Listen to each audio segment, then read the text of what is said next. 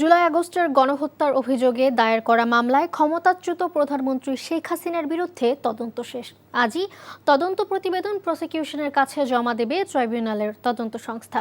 দুপুরে এই সম্পর্ক নিয়ে সংবাদ সম্মেলন করবেন ট্রাইব্যুনালের চিফ প্রসিকিউটর তাজুল ইসলাম। এর আগে এক ফেসবুক পোস্টে তিনি জানান, শেখ হাসিনার বিরুদ্ধে মানবতা বিরোধী অপরাধের তদন্ত চূড়ান্ত করা হয়েছে। এটি জুলাই আগস্ট গণহত্যা মামলার দ্বিতীয় চূড়ান্ত তদন্ত প্রতিবেদন। এর আগে রাজধানীর চানখারপুলে শিক্ষার্থী আনাস সহ ৬ জনকে হত্যার ঘটনায় গত ২০ এপ্রিল প্রসিকিউশনের কাছে চূড়ান্ত তদন্ত প্রতিবেদন জমা দেয় তদন্ত সংস্থা। এদিকে গণহত্যার আরেক মামলায় ঢাকা উত্তর সিটি কর্পোরেশনের সাবেক মেয়র আতিকুল ইসলাম সহ ১০ আসামিকে আজ আন্তর্জাতিক অপরাধ ট্রাইব্যুনালে হাজির করা হবে। এই মামলায়ও আজ তদন্ত প্রতিবেদন জমা দেওয়ার জন্য দিন ধার্য রয়েছে। তবে প্রতিবেদন জমা দিতে আরও সময় চাইতে পারে প্রসিকিউশন। বান্ডেল থাকলে প্রতি সেনমানিতে টাকা বাঁচবে। বিকাশ সেনমানি বান্ডেল কিনে জিতুন প্রতি লেনদেনে। এ বিষয়ে আরও জানাতে আন্তর্জাতিক অপরাধ ট্রাইব্যুনাল থেকে আমাদের সাথে সরাসরি যুক্ত হচ্ছেন স্পেশাল করেসপন্ডেন্ট হাসান জাবেদ।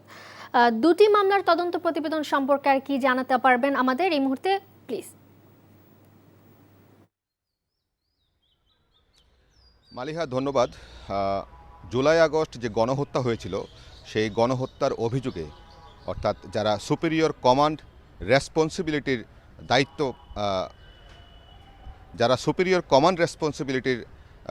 দায়িত্ব পালন করেছিল, তাদের মধ্যে সাবেক প্রধানমন্ত্রী শেখ হাসিনা, সাবেক আইজিপি চৌধুরী আবদুল্লাহ আল মামুন এবং সাবেক যে স্বরাষ্ট্রমন্ত্রী আসাদুজ্জামান খান কামাল, মোট ৩ জনের বিরুদ্ধে আজকে তদন্ত প্রতিবেদন চূড়ান্ত করেছে তদন্ত সংস্থা, যেটা প্রসিকিউশনের কাছে জমা দিবে এবং তারপর দুপুর ১টায় চিফ প্রসিকিউটর সংবাদ সম্মেলন করবে যে তারা কিভাবে কোন কোন ঘটনায় সুপিরিয়র কমান্ড রেসপন্সিবিলিটির দায়িত্ব পালন করেছেন এবং তাদের হুকুমে, তাদের তত্ত্বাবধানে এই গণহত্যা সংগঠিত হয়েছে, যেটার প্রমাণ ইতোমধ্যেই তদন্ত সংস্থা পেয়েছে এবং সেই পাওয়ার প্রেক্ষিতে কিন্তু তাদের চূড়ান্ত প্রতিবেদন তারা দাখিল করার জন্য আজকের দিন ধার্য রেখেছে। এর আগে জানেন যে গত ২০ এপ্রিল চানখারপুলে শিক্ষার্থী আনাস সহ ৬ জনকে হত্যার ঘটনায় সাবেক যে ডিএমপির কমিশনার হাবিবুর রহমান সহ ৮ পুলিশ কর্মকর্তার বিরুদ্ধে কিন্তু তদন্ত প্রতিবেদন চূড়ান্ত করেছিল এবং আজকে যেটা জমা দিবে সেটা হবে দ্বিতীয় তদন্ত প্রতিবেদন।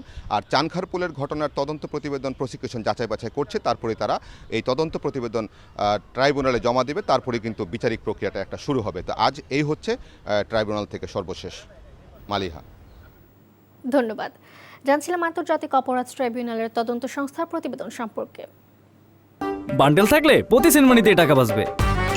বিকাশ সেনমানি বান্ডেল কিনে জিতুন প্রতি লেনদেনে।